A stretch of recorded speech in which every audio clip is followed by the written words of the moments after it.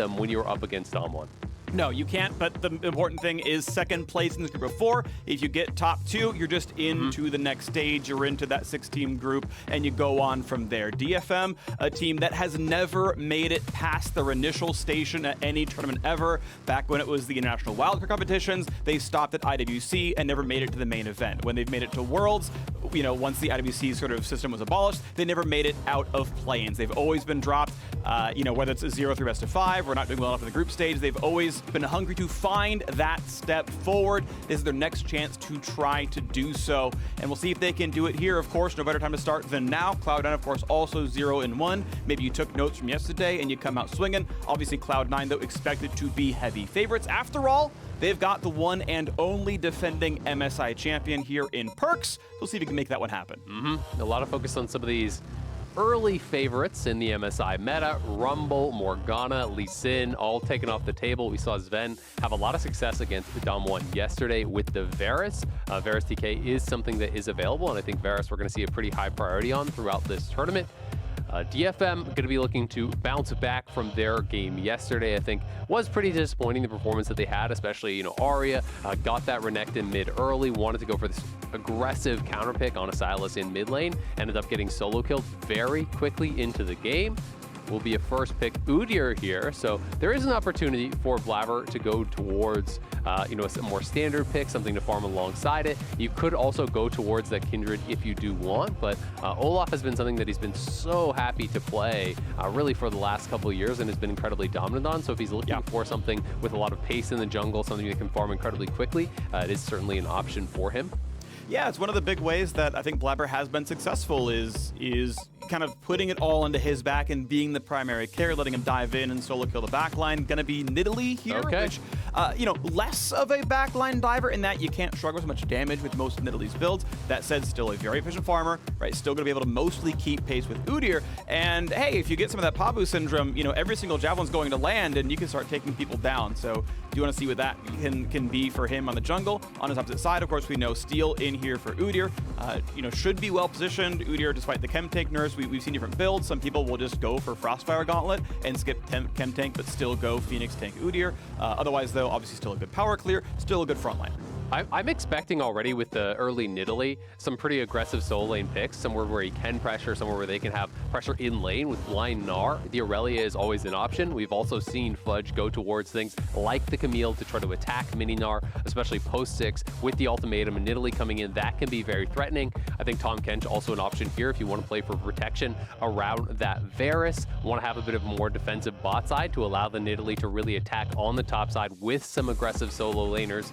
Going for a top lane pick here, I think makes sense, given the Gnar is shown. Then you could save your 5th pick for Perks potentially, but we'll see how highly they are prioritizing their support, because this is going to be pretty interesting, and it's a bit of a different look towards top. It is still a very strong matchup. The Jason and Gnar is advantageous. It's not as, I would say, risky as when you're playing the Aurelia and the Camille, and you have to go very aggressively and kind of put yourself at risk to poke out. The Jace here can just play a little bit of a safer style. You can look to poke and whittle down the Gnar. There are opportunities for all ends, and especially if you have the early pressure, you can call that Nidalee up there to try to zone Evie off the turret, or to potentially even look towards dives. Right. And now Cloud9 going to be throwing some attention over to Kazu, who plays almost exclusively engaged tanks. So he is looking towards things like the Rel, the Alistar, the Gragas in the set. That's really all he played in the LJL. So we could see even more of those bans being thrown over towards him. We could see Cloud9 looking with their 4th pick to even take one of those away and try to put him a little bit out of his comfort zone. Meanwhile, you're seeing on the other side, it's the Tahm Kench ban coming through as DFM, like seeing yesterday's game and seeing that we're seeing Varus Tahm Kench quite a lot overall. So, okay, we can get rid of that pairing and make Fudge just, you know, that little bit, or not Fudge, but, you know, Sven, that little bit easier to pick off the Varus down there in the bottom lane. And as Set goes away as well, the Alistar is still up, for example. Now, I think they'll take it, though. Exactly. Red team gets first dibs is the other half of the sentence, is Red team gets first dibs on the second half of the draft there. And so, you know, he's a decent enough bodyguard where you can headbutt away and engage tank if you need to, or even just headbutt away the Kai'Sa, and if she doesn't have ult, she's just out, and you know, you're safe at that point. Yeah, I think it's really smart. You know, the only other champion, if they take Alistar here, the only champion that Kazu played in the LJL besides these 3 that will have been then taken away would actually be the Gragas. Leona looking like the option here instead. Leona plus Varus does have a very powerful all-in, the ability to actually combo the Leona ultimate into the Chains of Corruption there from the Varus. Obviously, the Leona CC to then follow that up is really powerful, and there is the potential to actually lock down an all-in. This is some good skank setup as well for Blaver. If they can get the push on the bot side, either Blaver can come down there and attack with Vulcan, or Vulcan can leave the lane, try to get aggressive, pair up with his jungler, and look to move around the map and potentially attack, steal, or attack other areas. Yep, well, waiting for the last of the draft to come through, though, as Zoe's locked in. The Alistar is going to be there, as you mentioned, Azael. That was the very likely pickup there for the player based on the draft as we saw so far. Jace technically is a flex pick, not getting a ton of mileage now. You already saw you were against Gnar when you picked it. You were already getting counterpick on mid regardless based on your draft order, and it might just be 2 games in a row on Victor or something spicier. Keep in mind, AP jungler means an attack damage, physical damage mid lane is totally reasonable here. Varus a bit of magic damage, obviously Leona some magic damage footprint as well. You could go for physical damage, it would be okay. It would function, but yeah, likely to be 2 Victor games in a row, and that's just going to be more team fight power. It's a very similar comp actually to the previous game. Goes over to Orianna. All right, fair enough. Better hard engage to follow up on a Nidalee jump or a Leona dive. Yeah, and I think this is much less about the lane matchup and much more about the composition. Yes, Nidalee does have magic damage. Yes, Leona and Varus have, you know, splash of magic damage. But when you're looking over at Gnar, Alistar, and Udyr, and that is the magic damage you're going to rely on, it just doesn't really work out that well. So this is a nod towards that front line, I think. You bring in the Orianna, can pair up well, you know, with the Nidalee, the Leona jumping in potentially there. I think it's a fine lane matchup against the Zoe, and it is going to set themselves up well for 5v5. They have a tremendous amount of poke in their composition, whereas there is the little splash of poke here with the Zoe for DFM, but it is largely about hard engage, 5v5, you know, trying to maybe get a flank with that Gnar, but potentially just looking more for that hard engage and really trying to get on top of Cloud9, where they want to play more of a kite back style, poke out your opponents. If they're whittled down, then you go for the engage. And I think Cloud9 is going to have the advantage in those poke wars, and it's going to have the advantage in the side lane as well, potentially here with the Jace. So we'll see if DFM can hang on in the early game here and try to set themselves up well for fights around Dragon where they could be successful. Yeah, should be looking pretty good on the Zoe side. You know, again, Varus can be a little bit easy to attack. Now, certainly everyone goes Halo Blaze on Varus. It really works well with the kit, right? Get 3 stacks on Atlanta spell, good burst damage, but no natural escapes onto him. And Alistar Kai'Sa is good damage. Alistar brings 2 to 3 stacks of plasma. Kai'Sa can finish that off with just 2 auto attacks or just landing a W. So the upfront burst is going to be there on the LJL bottom lane side as well. So dual lane's gonna be fun to watch for. Zoe, again, I have some high hopes for doing well. Heard that Arya, yeah, it's his you know, it's his first split with the team. It's his first international event. Like, nerves can certainly be there. He's only 20 years old. I can see how that, you know, can be a tough start. But look, this is your primary competition. Like, this is now where it's time to put up or shut up and get your games in and be the carry force. Arya, I mean, you know, not subbing in, but, you know, replacing the, you know, other longest standing member here on Detonation Focus Me and Saros, you know, filling in big shoes in the mid lane. It's like, you've got to step up. Look, you're against Perks. He's one of the very best that mid lane's ever seen, but this is your competition. This is the group you got to get second in, and C9's the team you got to get second place over, so it's time to show up now. Yeah, absolutely. And Arya was a big star for the team in the LJL. They poured a tremendous amount of resources into him. He farms very well, and they dedicate a lot of resources, both as far as, you know, jungle attention, support roams, but also farm in the later stages of the game, allowing him to catch a lot of waves. They have a lot of faith in his ability to carry the games in the later stages. And DFM, you know, are an interesting team because while they are fairly active as far as, you know, K+A stats and kind of bloodiness, how often they scrap, they have very low amounts of their kills coming from team fights. It's more about individual outplays. It's more about small little skirmishes in side lanes and in jungle invades. And that's kind of where they created a lot of leads for themselves, strong laning, and then using those to find individual outplays and small skirmishes. So we'll see if that remains true here at MSI, or if they're going to be, you know, going more towards kind of what I would expect, which is the straight up 5v5 with this comp. All right now, trying to punish the fact that level 1 Alistar is basically not a champion. Aftershock can help, certainly, as Kai'Sa splits off the left-hand side, get away from Vulcan. make sure he's not going to take a Zenith Blade to the face anytime soon, and okay, that's going to be fine. But now we play the battle for level 2. Again, Alistair, if he's not level 2, he doesn't do much of anything. He's basically Malphite from that video of yore, but it's the pressure advantage, right? So now Headbutt pulverizes up. Sven and Vulcan walk backwards in time to not be threatened. A little bit of poke. It's actually not Halo Blades, but lethal tempo. So maybe more of the consistent DPS, right? More of the on-hit build for Sven, quite possibly. But also means the short trades are a lot worse in these lanes, so still makes me think that, look, the duo lane can be advantaged here on DFM's side. Top lane goes back and forth. We'll see if Fudge can play a lot better than he did when, he was forced to be up against Khan, which is going to be a rough one. Yeah, I mean, with Doran's Blade and Lethal Tempo, I am expecting him to go towards more of the on-hit style of build. Of course, it could be something different, but that's what I'm expecting. There's a tremendous amount of frontline over on DFM. We touched on that. Blabber already looking to get a little bit of aggressive here. Does spot steal, has Smite available on both sides, but it doesn't look like Blabber's really going to have an opportunity to go in, so it will just be steal securing his romp there, and it's going to be one camp up. It means he's level 4 to Blabber's level 3. What it does do is force the smite. He didn't want to get it to be stolen, so there's no smite on Udyr, meaning Blabber can walk up and go for the smite himself. But being zoned out, he's going to try, get stunned, take a bunch of damage, flashes to smite a Scuttle Crab, but Blabber, be careful. Where is your team? He's at 200 HP. That is the worst Scuttles take I have ever seen in my life. That was terrible from Blabber. Straight up insit in the river to steal. You cannot walk through an Udyr like that to secure a Scuttle Crab. He should have just gone down to the bottom side. If he had pressure coming from his mid lane or from his top lane, I think that would have made sense. But to me, that just looks like nerves from Blabber. Knowing his invade went bad, knowing he had smite advantage, he felt the pressure to really get something done there. And as a result, just straight up ints over a first blood and puts Cloud9 and himself in a pretty bad position here early on. All right, well, Cloud9, you've dug yourself a hole, and that hole's name is Blabber. Not a good start. However, as people come back into lanes, top lane equals CS, bot lane equals CS, with, however, more minions to farm. So this lane actually still feels very good for Utapon to be basically up in farm. Quickly shouted by Udyr, not going to be an engage, not a big problem. Let's watch that replay again. I mean, this is just straight up terrible, right? You're running through the Udyr, you're flashing from one side of the Udyr to the other, so you're not actually creating any space. You're just going from auto attack range on his left, to auto attack range on his right. The easy chase down there from Steel.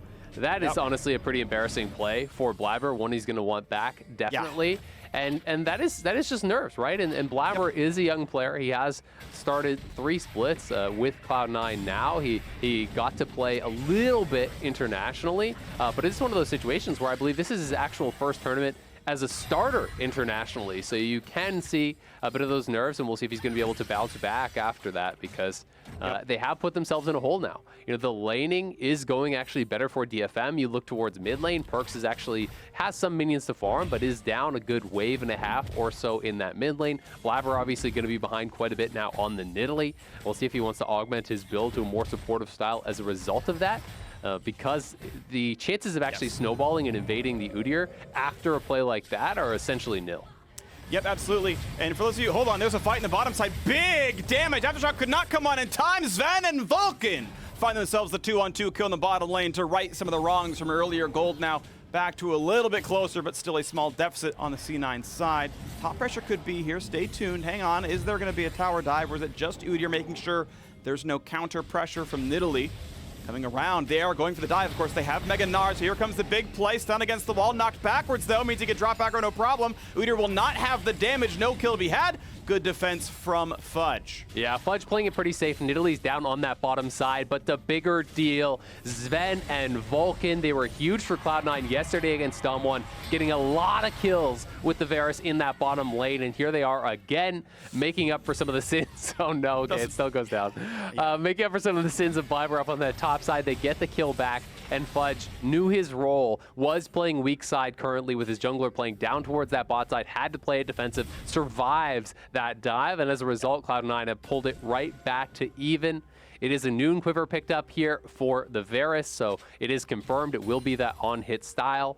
expecting it to just be towards Gale Force. It'd be able to kind of have that movement to potentially avoid some of the engages. That does seem to be the name of the game generally, although of course you can go for some of the more aggressive options if you want to play it a little bit more risky. All right, nice double headbutt pulverize is good damage, but Vulcan is able to get the stun off to, keep Aftershock on. Doesn't take too much damage, gonna be all right.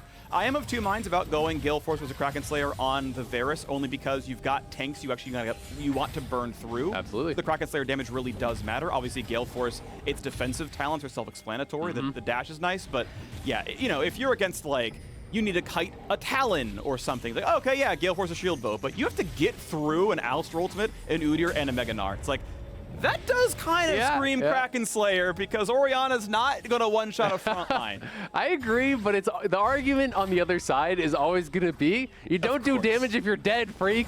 And I know. And that's the thing, right? If you feel like, hey, I can avoid the Alistar engage, I can avoid that Mega Gnar, and as a result, I can position more aggressively, get additional auto attacks out, so my damage will be higher either way, then that's a fair argument to make, and that's a decision he will have to decide here. We'll have to be able to figure out, can I actually stay safe enough that the Kraken Slayer is going to be worth going towards, or do I really need that Gale Force? Because I agree, if you can stand and fire with both items, it's clearly better to go for that Kraken Slayer because there is such a strong front line. All right, so that'll be fun to watch for. We'll see when it comes through. Dragon picked up reasonably early, 8 minutes in, but cross-map play. It's, right on time for the Herald to spawn, and Steel doing a good job of keeping his farm pretty much equal. It'll be, basically the same numbers there between the junglers, as that is a Herald picked up. Now, right now, the lanes don't have so much pressure that's going to knock down an entire turret. You'd love to get more than just 2 plates off the Herald, but to knock down the last 2 plates to get the actual turret itself, to get that map pressure. Right now, there's no lane that's going to be happening in, but you've got about 3 minutes to make that case.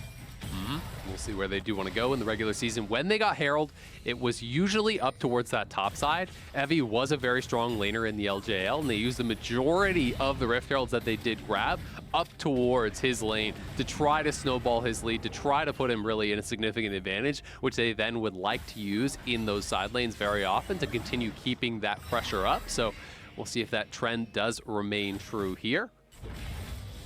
All right, resets coming through. Small lull now in the game as we got our Verizon 5G all chat. Last time DFM played against Cloud9 was 2018, and it was a banger. Expecting something similar for this game. Thank you very much. Yeah, Wydane. I like, for my heart, I don't want a banger. I would just like Cloud9, take the win and secure themselves in second. But hey, based on the jungle pathing so far, it hasn't been a banger, so we'll keep that one going. Hope Freakin' is having a good day. I am. Thank you very much, Rohan. It's good. We're casting League of Legends. Big damage to the mid lane. Merc tries to keep him alive. Nicely done as well by Vulcan to tank it. But now round 2 in the top side. Mega Gnar is ready. The timing is there. Big stun. Big follow-up. Going to flash for safety, but not far enough. That's going to be enough damage. But the flash, yes, for safety, means a kill unanswered on the top side. Well played. Yeah, we've seen Steel up there so often this game. Fudge getting pressured very heavily after Blabber fell behind, has been playing down towards that bottom side. Finally, they make the dive work up there, and they have the Herald to drop, so this should just be straight up tower going down here. Yes, it will. The first 2 plates are gone. The Herald does arrive, and that's a pretty big gold swing here for DFM. Blabber's got to be careful as he gets chunked down very low. Yeah, that's the danger of a catnap right there. You get hit pretty hard with a paddle star, and you don't want to play with those paddles sometimes. Oh my God. Yeah, you're welcome for that Get me out. Go next. All right, well, the Herald gets the kill up on the top side. It's going to be a pretty massive jungle advantage as far as the gold lead does go. It will be towards Chem Tank. Yes, it has been nerfed, but still can be a pretty strong item there for the Udyr, who obviously really does prize the move speed available from that. And Fudge now, despite having the advantageous matchup, has been on the receiving end of a tremendous amount of jungle pressure and is going to be finding himself in a pretty difficult spot. Cloud9 as a whole is again down quite a bit. It's about a 1.5k gold lead here for DFM, who has played very well in these early minutes. I do want to not caution, but sort of consider the fact that most of that gold lead is specifically on the Udyr. Yep. Keep in mind, Evie had to take basically a tempo recall after the first 2 plates were taken. He let the last 3 plates and the entire top turret all go to Steel. He spent his entire team on DFM. He's had a good, 8 splits with the squad. Like, he's going to do really, really well. But Udyr is the one with the gold. Shockwave not going to land. And now Perkz very much in danger. Flashes will not be stunned. But the crunch forward, he's sleeping. But the minions are in the way. They will not quite have the damage. Barely gets away with his life there, does Perkz. But it's still a solid 1,000 gold lead for DFM. Yeah, nice bit of pressure there. Evie has the advantage on the top side, uses that to go down towards mid lane, attacking Perkz, wrapping around behind him with a good Mega Gnar timing. Perkz was trying to use that Shockwave to pull the Gnar away from him and try to go for max range 1 as a result. Did end up whiffing, but is able to barely survive. Fudge, thankfully, buys some time for himself on the top side. I can't quite see if he did actually secure a plate, but at the very least, did get to reset that wave. And will be heading back out from base here. Did get 1 plate, in fact, for himself. So that's pretty nice for Fudge. And we'll see if Cloud9 want to try to set up around that dragon.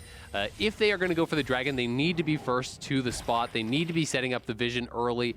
And when you're playing these style of comps where you're more of the squishy team, where you're more of the team that relies on the poke with the Nidalee and with the Jace, you've got to be first to the objective. If you're trying to walk blind into the hard engage that is available for DFM, it's almost a surefire way to lose a fight. Well, Dragon's up in 12 seconds. First one went to Cloud9. The second one, though, maybe contested heavily as DFM are showing up, trying to put some wards down to own this bottom river. Nice damage, half HP on the Perkz. Really good job by Arya so far. Has a 10 CS lead in that lane as well. Sven gonna start the Dragon, but keep in mind everyone else is around. So does Fudge, so we'll see if the fight's gonna continue on. Some free damage right now by Yutapon to the bottom lane. Gonna find himself the first bit of the plate. When does he walk over? TP's coming in, and they're not gonna go for the Dragon yet. Flinching is Cloud9. Smite's gonna come through, and it's slain. The Dragon with a javelin from downtown, I believe. But how about the team fight, though? Stun coming across. Already Blabber's gonna drop. 1 for 0 in the battle. A Dragon is a nice pickup, but nothing else is gonna go Cloud9's way. Nice attempt. Arya just gets away with nothing else after getting that kill on the Blabber. Dragon for a kill, though. That's DFM pretty on good. the gold lead. Yeah. I mean, I think the thing is, Fudge didn't TP. He's taking tower plates top right now. That is the big win for Cloud9, and as the plates will drop, he has gotten another. He can continue to get some damage in here, reset this. Arya is moving up to the top side. That was very lucky that Cloud9 actually was able to get the Dragon. Again, I believe you are right. It was probably a Javelin that did steal it because they were on the retreat very heavily there. DFM does pick up a kill, but they lose a plate on top side. They lose the Dragon, so Cloud9 still snowballing potentially towards that Dragon's soul. But DFM's gold lead is gaining. They are up 3,000 now here at 14 minutes. Cloud9 have really dug themselves into a hole off of some pretty poor play from Blabber in the early game. And DFM have shown that they're here to play. They are looking a lot more confident today. They are looking a lot more composed. They've created some pretty significant lane advantages. You look over at Arya, he's going to be quite a bit ahead as far as the gold lead does go as well. He's picked up a kill. He's ahead in farm, well over 10 CS per minute right now. Looking very good. And this is, I mean, such a really big deal. Like, if the gold lead persists, if DFN can come away with the win, I mean, it's such a massive deal here because, again, all that really matters is getting second place in the group. First and second are basically irrelevant. You go to the exact same place. There's no, like, qualifying BO5. You just, it just goes through, right? And right now, just second under DK is all you're looking for. And DFM beating Cloud9 here in Game 2. Yes, Blabber screwed up at level 3, but since then, it's DFM playing better. It's them getting the advantages, getting the Herald, knocking down turrets, getting the farm. Like, they are straight up otherwise beating Cloud9, and that is nothing but impressive. That is great plays coming through for the new roster coming together this split with Arya in the mid lane, and so far, they are just straight up beating Cloud9. I think that was a forced cleanse there, I believe, that Arya had over from the spellbook. They will secure another Herald here, which they could use to potentially grab another tower for themselves. Cloud9, nice attempt, but yeah, I believe that was just the spellbook cleanse. Fudge going to be pressured again, will have to back off, but has spotted it. He's working towards his Eclipse still, hasn't quite come in yet. You can see that pretty much across the board, the Mythics have already arrived for DFM, and the completions are coming close for Cloud9, but they weren't there just yet.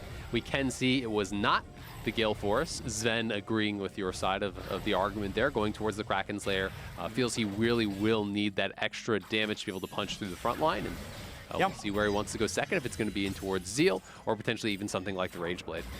Yeah, curious what it's going to be. On the other side, though, Yutapon going for the more assassin-y build. Much like Varus, you have a choice of which way you want to go. Instead of, the idea of Gale Force Varus being defensive, this is Gale Force Kai'Sa being offensive, where you're going to follow up and then use that active as burst to finish off whatever kill you get from a Zoe bubble or a Mega Gnar. It's like making sure you are there to finish killing the Orianna or the Jace or the Nidalee or the Varus. There are 4 very good targets to assassinate, so playing it for that one. Leandry's Torment now finished here for Perks. As you mentioned, Mythic's done almost across the board on the DFM side already, just waiting for supports on that front. But yeah, every single member on DFM outside of support has more gold than their opposite member on Cloud9 side. The biggest lead is in the jungle, but otherwise, the other 3 lanes all have their own leads. And they could pretty much drop Herald mid at almost any time and just grab this mid lane outer as well. Cloud9 is playing heavily around that. They want to be in the area if that Herald does come down to potentially look for a fight. You can see the jungle advantage is massive, nearly up to 2,000 gold lead there in the favor of Steel. Blabber, after that misstep in the early game, really has been on the back foot the entire time, has been playing it defensively, knows that if he matches up with Udyr at any time, he's going to lose those fights. He's going to just get even further behind. So as a result, he's picked this early game champion and has gotten really less than nothing done in the first 17, 18 minutes. A couple of aggressive wards come down. We know Dragon's up in 40 seconds, though, and based on warding patterns, Cloud9 might continue to just leave Fudge topside and let him feel safe up there, and again, hope for poke steals. Mid lane turret going to be dropping. Dragon now in 30 seconds, and if you're not recalling now, you're not going to recall ever at this point. And right now, bottom river seems to be owned by Detonation Focus Me, but Cloud9 coming into mid, knocked down the Herald, do not take a crash on the second turret. But Yutapon again gets alone time down with bot lane outer. Now, Cloud9 had claimed top lane, so it is a turret for a turret kind of overall as the trade. We expected mid to die kind of regardless thanks to the Herald pickup, but with mid pressure, with definitely this much bot pressure, Dragon is nearly a formality here for DFM. The one thing, Evie doesn't quite have his TP, it looks like. I think there's just a sliver of cooldown remaining on that, so he needs to start moving down fast, and he's also not going to have Mega available, but it does look like Cloud9 will not contest for this whatsoever. It should just be going the way of DFM. I expect them to be starting that up now, and Steel will secure this one. There's no pressure of an impending soul for Cloud9 because they got those first 2 dragons. I'm actually surprised that they even bother committing the TP here from Arya, as it seemed pretty clear-cut that Cloud9 was just going to give this one up, but we'll see if they want to try to continue the pressure on and look for a potential fight here. But really no reason for Cloud9 to be in this area. If you've given up the dragon, you don't need to be contesting here. There's nothing else remaining, so get out to the side lanes, try to push those out, and try to prepare for a time later when you are going to look to contest. Yeah, I feel like a bit of a missed opportunity for Cloud9 not getting a cross-map play in any way. Top outer was already gone. They kind of just let Evie shove the wave out and just kind of come over at his leisure. Yeah, he burned TP eventually, but didn't have to. And honestly, like, top is now in a bad spot for Cloud9, and yet, with all the resources spent on the right-hand side of the map by DFM, why not have those resources still topside? And getting damaged, not the entire turret at top tier 2. Feels like there could have maybe been a cross-map play on the Cloud9 side. Yeah, someone's got to grab bot lane eventually, but we move on, though, to the game state that we are currently in. 3.3 thousand, the gold lead here for DFM. They have not showed any signs of slowing down. 3-2 in turrets. The last dragon was theirs. Honestly, the one before that probably should have been theirs as well. The smite came through, so kind of objective ownership here. And speaking of ownership, Fudge has just kind of dropped off the bot lane there as well, so the pressure continues. A little bit of wave clear going in, but Cloud9 showing no signs of turning this game around. No, not at all. I mean, DFM are clearly playing this very well here. Arya setting up in the jungle, poking over the wall, pushing Fudge off. They have locked Cloud9 pretty heavily back on their side of the map right now. It does feel like the strongest member for Cloud9 is probably Sven. Perks is kind of quietly scaling up. He is farming well, so we have to keep that in mind. The Orianna will be strong later. And Evie, Mini Gnar does not have a way of transforming anytime soon. Flash forward, misses the Q, I think, Fudge, but the damage is still there. Regardless, 3 of them come together. Finally a kill on the board, the first in a long time as Cloud9 claw back 500 of that gold deficit. It's a pretty big kill because it does get them some pressure out here on the map. Fudge now can kind of freely push up on that bottom side, try to draw a little bit of attention down there, which may allow Cloud9 to get some wards up towards that topside jungle, which has been pretty much fully taken over by DFM at this point. Cloud9 do still have the potential to win 5v5s as the Varus gets stronger, as the Orianna gets stronger, but DFM still well and truly in the driver's seat here, and Vulcan and Blabber just trying to maintain some vision. They know they cannot afford to give up an early Baron from this disadvantage, and with the Udyr plus the Kai'Sa, there is always the threat of that being started up. Yes, it is. So watch out for that one. That said, still good damage on the Cloud9 side as well, so both teams could rush down Baron with the vision deficit. Of course, the control to the pit means DFM knows and C9 does not, so obviously asymmetrical vision going to be important there. Menamune in for Fudge, still waiting till that one can combine, but otherwise 2 items there on the Jace. Still waiting to finish everything out on Evi's side, but going for as much tank as possible. May well be doing just Stoneplate second with Moonplate just the move speed. We'll see though if it becomes, a different build instead, but... Ooh, Perkz might face check here. Perkz is going to be in a 1v3. Stun's going to come in. Flash Pulverize is going to miss, but doesn't matter. Unipon shows up, gets the kill. Assassination takes the ultimate, and that is a nice unanswered kill on Perkz. And this could actually be a Baron start. If I'm DFM, I run straight to it. With Perkz dead, they're getting TP flanked here. That could be a punishable TP. He's Mega Gnar, so he's not the easiest champion to kill. Gonna go for the slow. Ult's gonna land on a Vulcan. Big damage here. Is the rest gonna happen there? Ult's gonna miss on Sven's side, so now it's time to kite away. Half HP flashed away from the Pulverize, but that will mean a trade kill as Kazu could not find his target. A flash to safety keeps Vulcan alive, and now in the ensuing 4v4, and keep in mind soon a 5v4, Perkz could TP into mid and try to collapse, but it's not gonna happen here. Yeah, DFM just went for too much with that TP. They had a potential free Baron there. There was no reason to go for that chase over towards the tier 2 tower of Cloud9. DFM, all they need to do is take the free kill on Perkz, start up the Baron, wait for Cloud9 to come to you, as we'll see in this Axe Effect replay here. If they had just gone straight to Baron, started up, allow Cloud9 to come, then there's the potential of a turn and a much easier engage. Instead, Kai'Sa and Udi are in the pit, and Evi is TPing in, and sure, yes, he does find the Mega Gnar over on the Vulcan, but there's no Kai'Sa ultimate available. Look at where Kai'Sa is at this point in the fight, so far away from even being able to participate while his team is actually flashing forward. There's not going to be the follow-up there, so DFM going way too far after an initial great play, and it does kind of bail Cloud9 out of what was a tough situation, and potentially could have been, a game-changing play there. Could have been, but instead it's kind of a one-for-one long-term, and C9 alleviating the pressure. Next Dragon's up in 10 seconds. This time Cloud9 does have vision priority. They got wards in the brush. They've got the scuttle here as well. Big damage into Perkz, but he's not the most dead. Nidalee, of course, can heal. He'll be okay for a while. No cleanse, though, on the roster. Locket available here for Nidalee. Mid lane pressure goes first to DFM. They've shoved in the wave. Mega Gnar is here as well, freshly off the walkover, freshly off the transform. 4K on the Dragon. Blue buff up as well. Perkz trying to hit it, but be careful. You've got Alistair coming in for the flank. Stun on the front side. Vulcan, easy to keep himself alive. Shockwave buys some time, but Perkz still going to go down, trading back to onto the Gnar. But it's still a kill into the Leona as well. 2 for 1. Double kill onto Unipon. Now Cloud9, can they fight a 3v4? They've still got all 3 poke members, so they can still keep people at arm's length, but a Smite fight may be all Kazu's they going to get. flank them. This is dangerous. Could be. He's got Hex Flash back available. He is not on vision. He's going to go all the way around. Now shows on the wards. Shows on the minions, I should say.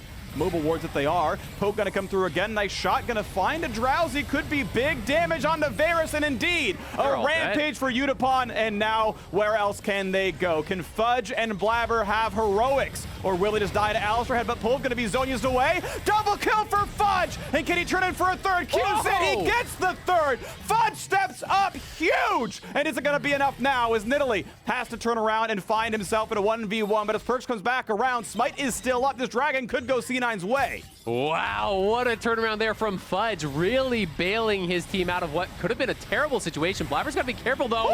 Woo! Oh. Yeah, he's got to be careful, but Nidalee is back on the map, and Fudge gets a mana regen just by being in the river from his jungle item. Again, Smite still available, Udyr not on the map. This is a formality of a Drake. You cannot miss this one. So 3 Dragons in for Cloud9. Fudge bailed them out of a horrible situation. Yeah, the very young top laner here coming up huge. Nerf's not looking like a problem for Fudge in this one. As again, Cloud9 just seems disjointed. Evi had the Mega Gnar available, so he's kind of chasing 3 members of Cloud9 out, and Perkz and Vulcan just got separated from the team. So even though, if you watch Evi, his Mega Gnar actually expires as he jumps in, so he just kind of gives away his life for free. He's trying to get the last moment of his Mega Gnar here, but over on the side, Perkz has already been caught. So despite the fact that Evi just kind of flashes in for nothing on the end of that Mega Gnar, Perkz has already been killed off. Vulcan was over there trying to peel for him. He dies as well. Cloud9 disjointed in the beginning moments of this fight, and then we can see Sven gets caught with the sleep here. He goes down immediately. It looks like it should be a formality. It should be a disaster for Cloud9. But Fudge kiting it back here, gets a tremendous amount of initial damage, still had his flash available, backs up from that last shot for the plasma passive to come through from Kai'Sa to buy time to be able to kill off that Kai'Sa as the cooldowns come back up, and Blabber and Fudge fight their way out, do hang on here. They are now at soul point. They're still down gold. And this has been a very tough game here for Cloud9. DFM are really showing that they are not to be trifled with. They got an early advantage. They've been able to maintain that throughout the game as far as the gold lead is concerned. But they have got to really button up some of these fights. I mean, had Evie gone into split second earlier and hit a Meganar there, that would have been an ace, a dragon, and you know, potentially even more, right? So these mistimings are a big deal, and DFM have got to make sure that they don't have these small missteps and fumble the game, because they have been playing a really good game of League of Legends here. Keep in mind, when you saw that gold graph, the bottom of the y-axis was 1,700. They have not let the game slip away entirely. Yes, two dragons lead, I should say. Maybe you favor Cloud9. Gold deficit, but 3 chances to get a Mountain Soul. You might like that position. But make no mistake, the last few team fights have been DFMs. It's been Heroics that's kept it close. Thankfully, Fudge is a mammoth. He hasn't forgotten his roots. He's huge. But you have to be careful, because you've got a poke comp without really a lot of pressure. 3 tanks going to make that poke not very good. Yes, it is on hit Varus. Yes, he's still got pretty good damage, but you have to be careful. 0-2-0 for Perkz, not what you want to see from your star mid laner. No, not at all. Perkz has been pretty invisible throughout this entire game, to be honest with you. You know, Arya created some small advantages in the 1v1.